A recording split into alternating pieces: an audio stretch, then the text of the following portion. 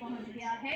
T20 world cup का final Pakistan और England के दरमियान खेला जाएगा और लो जी पाकिस्तान वालों, जो भी यूके में रहते हो, पूरे यूके में जो रह रहे हो, आप लोगों को मुबारक हो। आप वर्ल्ड कप जीत चुके हो।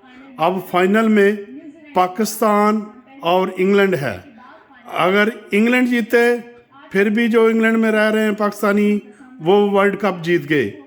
अगर पाकिस्तान जीते, फिर भी पाकिस्तानी जो पूरी दुनिया में रह रहे हैं, वो वर्ल्ड कप जीत गए। तो आप लोगों को वर्ल्ड कप मुबारक हो। आप कोई भी टीम जीते तो आप लोग जीते हैं। जितने भी पाकिस्तानी हैं जो इंग्लैंड में रह रहे हैं, अब वो पाकिस्तान जीते या इंग्लैंड जीते, वो वर्ल्ड कप जीत गए।